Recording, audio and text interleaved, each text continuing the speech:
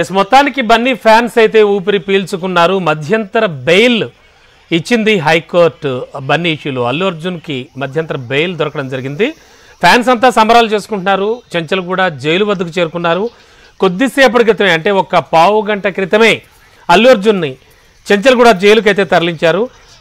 తరలించిన అనంతరం కూడా హైకోర్టులో సుదీర్ఘ వాదనలు జరిపిన తరువాత మధ్యంతర బెయిల్ అయితే ఇచ్చింది హైకోర్టు. ఇక ఫార్మాలిటీస్ అన్నీ కంప్లీట్ అయ్యాక బన్నీ బయటకు వస్తారు.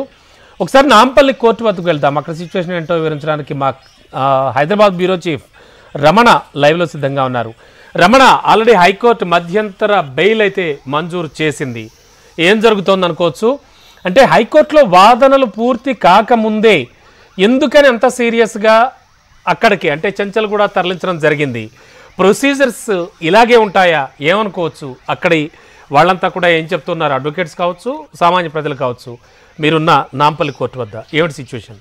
అంటే రమణబాబు, కామన్గా సాధారణంగా జరిగే ప్రక్రియ అంటే కింది స్థాయి కోర్టు ఎప్పుడు పై స్థాయి కోర్టులో ఒక పిటిషన్ ఉన్నప్పుడు కింది స్థాయి కోర్టుకు సంబంధించి కొంత వెయిట్ చేస్తారు. కానీ ఎందుకనో ఈరోజు మాత్రం అలాంటి సీన్ మనకి ఇక్కడ కనిపించలేదు. ఇక్కడ కోర్టు జడ్జి దానికి సంబంధించి వెయిట్ చేయకుండానే రిమాండ్ విధిస్తూ ఉత్తర్వులు అంటే ఆదేశాలు జారీ చేయడం, తీర్పు ఇవ్వడం జరిగింది. అయితే హైకోర్టులో మాత్రం చాలా అంటే ఇటు పోటాపోటీ వాదనలు సాగాయని చెప్పాలి. ఎవరైతే పబ్లిక్ ప్రాసిక్యూటర్ బలమైన వాదనలు వినిపించే ప్రయత్నమే చేశారు. అంటే మొత్తం ఇందులో ఆయన నిర్లక్ష్యం ఉంది. అల్లు అర్జున్ కూడా ఇందులో సేమ్ బాధ్యుడిగానే చూడాలని, ఎందుకంటే ఒక లేడీ చనిపోవడమే కాదు, అతనికి ఆమె కొడుకు వెంటిలేటర్ పై ప్రాణాపాయ స్థితిలో ఉన్నాడు అనేటువంటి ఒక వాదన బలంగా వినిపించే ప్రయత్నం చేశారు. కానీ జడ్జి మాత్రం ప్రతిదానికి కౌంటర్ ఇస్తూనే వచ్చారు.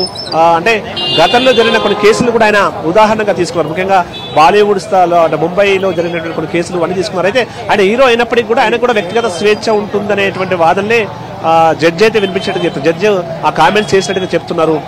ముందస్తు బెయిల్ అయితే ఇప్పుడు ప్రస్తుతానికి మంజూరు చేస్తున్నాం. అంటే అదే లిమిటెడ్ పీరియడే ఈ ముందస్తు బెయిల్ ఉంటుందని చెప్పారు. అయితే ఆ పీరియడ్ ఎంత అనేది తెలియాల్సి ఉంది. అయితే సోమవారం వరకు ఆల్రెడీ అల్లు అర్జున్ లాయర్ అడిగాడు కాబట్టి బహుశా సోమవారం వరకే ఈ యొక్క ముందస్తు బెయిల్ సంబంధించి హైకోర్టు ఓకే చెప్పినట్టుగా తెలుస్తోంది. అటు జైలు కూడా చేరుకున్నారనేదో ఇటు బెయిల్ కూడా రావడం అదంతా కూడా ముందే ఊహించినప్పటికీ ముందు పోలీసులు కొద్దిసేపు వెయిట్ చేద్దాం అనుకున్న ఆ తర్వాత ఎందుకనో మళ్ళీ వేగంగా ఇక్కడ నుంచి అల్లు అర్జున్ని చెంచల్ కూడా జైలుకు తరలించారు. అయితే వాదనల సందర్భంగా మాత్రం మొత్తం వ్యవహారంలో అల్లు అర్జున్ సంబంధించి ఆయన తన ముందస్తుగా ఆయన సినిమా అదే సంధ్యా థియేటర్ యాజమాన్యాన్ని కూడా తెలియజేశారు. ఆ జాగ్రత్త చర్యలు తీసుకున్నారు.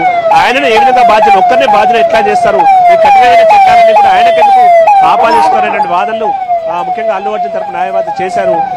వాటిని కౌంటర్ ఇచ్చే ప్రయత్నం పీపీ చేసినప్పటికీ పబ్లిక్ ప్రాసిక్యూటర్ చేసినప్పటికీ కూడా జడ్జి అల్లు అర్జున్ సంబంధించిన న్యాయవాది వాదనలకే ఏకీభవిస్తూ చివరకు ముందస్తు బెయిల్ ఏదైతే మధ్యంతర బెయిల్ ఇవ్వడానికైతే ఓకే చెప్పారు. మొత్తంగా మధ్యంతర బెయిల్ అయితే మంజూరు చేశారు. కాబట్టి మరి కాసేపట్లో ఆ మధ్యంతర బెయిల్ సంబంధించిన కాపీలతో అల్లు అర్జున్ టీం అక్కడికి చేరుకుని ఆ న్యాయవాది ఆ జైలుకు చేరుకునే అవకాశం ఉంటుంది.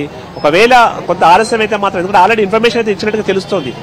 జైలు అధికారులకు ఇప్పటికే ఈ మధ్యంతర బెయిల్కి సంబంధించిన ఇన్ఫర్మేషన్ చేరుకుంది కాబట్టి ఆ ప్రాసెస్ అంతా అంటే జైలు ఎంట్రీ చేసే ప్రాసెస్ ఆపివేశారనే సమాచారం మనకు అందుతుంది. ఒకవేళ ఆ ప్రాసెస్ గిట్ట ఆపి ఉంటే మాత్రం అల్లు అర్జున్ ఇదే రోజు రాత్రి ఇప్పుడు ఆ పేపర్స్ జైలుకు చేరుకున్న వెంటనే ఆయన నేరుగా మళ్ళీ విడుదల చేస్తారు. విడుదల చేసిన తర్వాత అల్లు అర్జున్ నివాసాన్ని చేరుకున్న తర్వాత ఇప్పుడు అంటే ఇది లిమిటెడ్ పీరియడ్కి మధ్యంతర బెయిల్ ఇచ్చారు కాబట్టి తదుపరి న్యాయపరమైనటువంటి విషయాలు అంటే ఇంకా మళ్ళీ ఎలా ముందుకు వెళ్ళాలి, కోర్టును ఏ విధంగా అప్రోచ్ కావాలనే విషయంలో ఆయన న్యాయవాదులతో చర్చించి నిర్ణయం తీసుకునే అవకాశం అయితే ఉంటుంది. దీనికి సంబంధించి కూడా ఆల్రెడీ హైకోర్టు మళ్ళీ ఆయన బెయిల్కు మంజూరు చేసుకునే అవకాశం ఉంటుంది. తర్వాత అన్నీ కూడా జడ్జి కొన్ని సూచనలు చేసినట్టు చెప్తున్నారు. వాటిని ఫాలో అయ్యే అవకాశం అయితే కల్పిస్తుంది. ఏదేమైనా ఒక ఉత్కంఠకు తెరపడిందని చెప్పాలి. మొత్తంగా వాదోపవాదాల తర్వాత పూర్తిగా అంటే ఏదైతే అల్లు అర్జున్కు సంబంధించి వాదనలు వినిపించిన లాయర్లకు సంబంధించి వాదనలనే అటు జడ్జి ఏకీభవించినట్టుగా తెలుస్తుంది. అయితే ఆయన ఒక హీరోగా ఉన్నప్పటికీ ఆయనకు కూడా మనకు వ్యక్తిగత స్వేచ్ఛ అనే హక్కు ఉంటుంది కాబట్టి ఆర్టికల్ 21 ప్రకారం ఆయన కూడా నేరుగా సినిమాలకు వెళ్ళే అవకాశం ఉంటుందనే విషయాన్ని అటు కోర్టు జడ్జి చెప్పే ప్రయత్నం చేసినట్టుగా చెప్తున్నారు. అంటే ఒక్కరిని బాధ్యత చేయొద్దు, ఇందులో అందరి తప్పు ఉంది, పోలీసుల మిస్టేక్ కూడా ఉంది. మరి పోలీసులకు థియేటర్ యాజమాన్యం 2 రోజుల ముందే చెప్పినప్పుడు వారంతా జాగ్రత్తలు ఎందుకు తీసుకోలేకపోయారు, ఇంత ఫెయిల్యూర్ వాళ్ళు ఎందుకు లేదు అనేటువంటి అల్లు అర్జున్ సంబంధించిన న్యాయవాది వాదనలతో కూడా జడ్జి ఏకీభవించినట్టుగా తెలుస్తోంది. గంటన్నర పాటుగా ఈ వాదనలు అయితే కొనసాగాయి. ఇరుపక్షాల వాదనలు విన్న తర్వాత అనంతరం మొత్తంగా మధ్యంతర బెయిల్కి అయితే జడ్జి ఓకే చెప్పడంతో ఇప్పుడు ఇటు అల్లు అర్జున్ అభిమానులు కావచ్చు, కుటుంబ సభ్యులు కూడా కొంచెం ఊపిరి పీల్చుకొని చెప్పాలి. ఈ రోజు ఆ ప్రాసెస్ అంతా కూడా దానికి సంబంధించి అంటే ఆ పేపర్స్ మధ్యంతర బెయిల్ సంబంధించి కాపీ ఇంకా సిద్ధం అవుతుందని తెలుస్తుంది. ఆ కాపీ సిద్ధమైన వెంటనే వాటిని జైలుకి తీసుకెళ్లి ఆ జైలు అధికారులకు వాటిని సమర్పిస్తారు. సమర్పించిన తర్వాత అల్లు అర్జున్ అక్కడ నేరుగా ఇంటికి చేరుకునే అవకాశం ఉంటుంది. దీనికి సంబంధించి కూడా పోలీసులు మరి భారీగా అభిమానులు చేరుకునే అవకాశం ఉంటుంది. కాబట్టి అక్కడ ఆల్రెడీ భారీ బందోబస్తు ప్రస్తుతం చంచలగూడ జైలు వద్ద కొనసాగుతోంది. ఏదేమైనా ఉదయం నుంచి ఒక డ్రామా కొనసాగిందని చెప్పాలి. మొత్తం మీద అల్లు అర్జున్ సంబంధించిన లాయర్ వాదనలకే ఏకీభవించి హైకోర్టు, తెలంగాణ హైకోర్టు ఆయనకు మధ్యంతర బెయిల్ ఇవ్వడానికి అంగీకరించింది. గతంలో కొన్ని సుప్రీంకోర్టు ఇచ్చిన జడ్జిమెంట్స్ ను, తర్వాత ముంబై కోర్టు ఇచ్చిన జడ్జిమెంట్ ను బేస్ గా చేసుకునే ఈ మధ్యంతర బెయిల్ ఇచ్చినట్టుగా మనకు అంత సమాచారం. రమణబాబు.